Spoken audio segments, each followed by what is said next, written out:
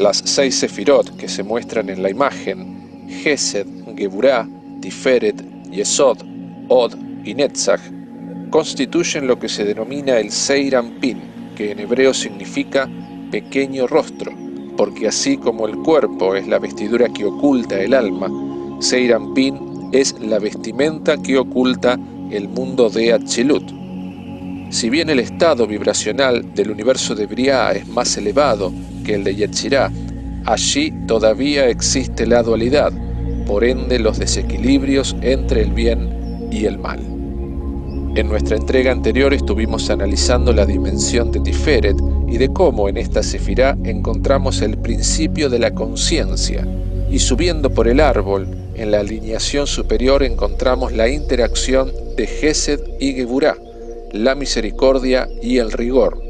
los cuales existen en el mundo como un fenómeno de tira y afloje, de expansión y contracción de energías que son las más usadas para describir las acciones de Dios y del humano en este mundo. Es por eso que en el plano de la anatomía humana representan las manos, por la razón de que son los vehículos principales para estas acciones. Digamos que Gesed y Geburá son el ojo de las tormentas que Tiferet pretende conciliar. Por otro lado, así como existe una electrizante tensión entre estas dos energías, también trabajan simultáneamente, y esto se muestra al ver cómo en cada evento existe una fluctuación entre estas dos, y que en definitiva siempre actúan en sincronicidad como partes de un mismo evento.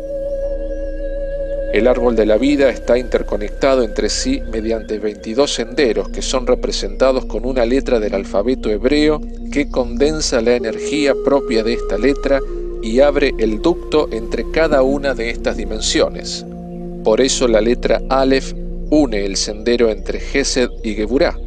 porque Aleph no solo es el símbolo de la unidad, la estabilidad y la equidad, sino también es el nexo que une el mundo superior y el inferior.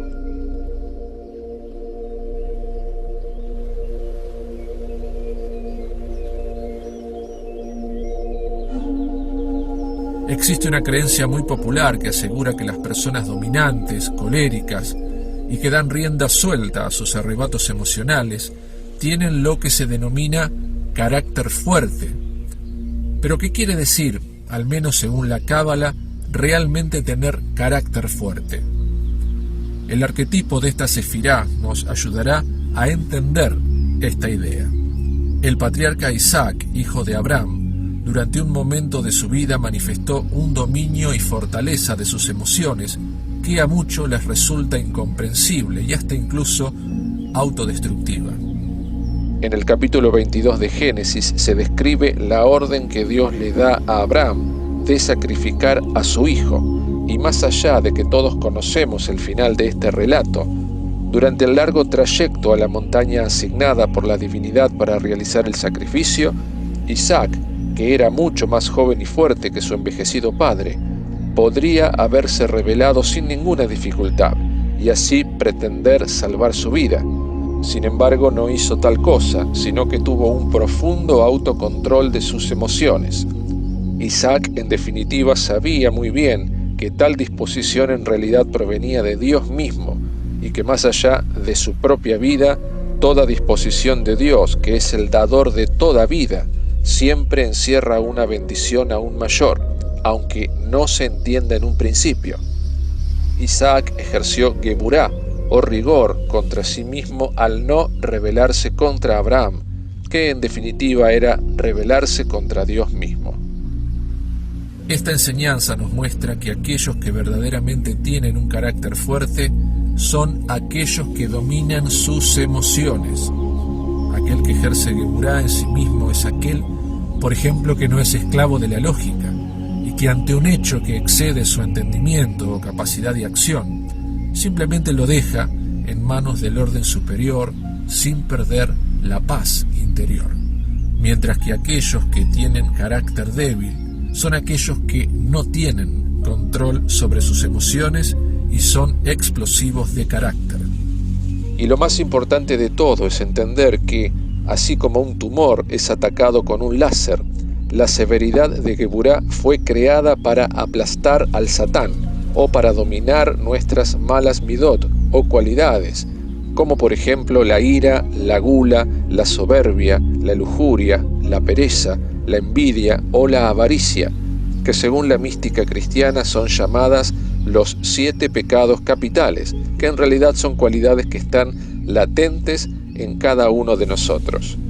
Por eso ejercer el rigor de la autodisciplina nos ayuda a mantener a raya estas cualidades que oscurecen la conciencia. Así como los árboles necesitan de las fuertes lluvias y tormentas para crecer imponentes de cara al cielo, el alma humana también necesita de los tiempos duros y del dolor para evolucionar. Al dirigir nuestra atención a la Torá, al libro de Bereshit o de Génesis, encontramos en el relato en hebreo sobre la creación del mundo que se utiliza el título Elohim para traducir el término Dios, y si bien este término ha causado mucha controversia entre teólogos y lingüistas porque es un sustantivo en plural, en esta entrega solo rescataremos la idea de este término como una contracción de la palabra Gibor, que es la raíz de Geburá, que significa fuerza, fuerte o poderoso, y hasta incluso, dependiendo del contexto, también significa guerrero. Y otro detalle interesante a destacar es que esta dimensión en la astrología cabalística está vinculada al planeta Marte, la guerra. Recordamos que Marte era el dios romano de la guerra y el señor del hierro, y que era representado vestido con coraza y coronado por un casco, ya listo para la batalla. Elohim Gibor en la Sagrada Escritura es un término que se utiliza para designar en plural a poderosos guerreros, a jueces implacables que ejercen el juicio con severidad y justicia sobre los impíos. Es por eso que, como en parte ya hemos mencionado, en el relato de la creación se utiliza este término en 32 ocasiones, vinculando a la creación de la tierra con el rigor. Este código cabalístico nos devela que este planeta fue creado a gran escala para el saldo del tikún de las almas encarnadas. Y si bien el juicio duro que desciende a este mundo proviene de esta dimensión, la revelación de los secretos del cielo reconduce la fuerza de Geburá y la reubica para luchar contra las fuerzas del mal, tanto las exteriores como las que están latentes en nuestro interior. Y esta idea nos da pie para destacar que esta dimensión también, como todas las demás, adolece de fuertes desequilibrios. Si bien el equilibrio en Geburá es aprender a marcar límites y a ejercer disciplina, se está desequilibrado en esta energía cuando, por ejemplo, se humilla a otra persona, se abusa de la autoridad o se ejerce un poder excesivo. En el comportamiento humano, estos excesos existen en relaciones de superiores con subordinados. Por ejemplo, los padres con los hijos, los jefes con sus empleados o los gobernantes con sus ciudadanos, caracterizándose algunas de estas interacciones por el abuso, la excesiva severidad y hasta la violencia. Sin embargo, también Geburá interactúa con la misericordia de Gesed, y esto ocurre, por ejemplo, cuando aprendemos a decir que no, lo cual es indispensable para gozar de una saludable autoestima. Aquellos que dan a los demás, pero lo hacen con el fin de esperar la lealtad del otro, también están desequilibrados en esta dimensión, porque se da desde el ego, porque en el fondo se relaciona el dar incondicionalmente con una debilidad. Ya en la próxima entrega estaremos analizando en profundidad la otra polaridad de esta línea del árbol de la vida y veremos cómo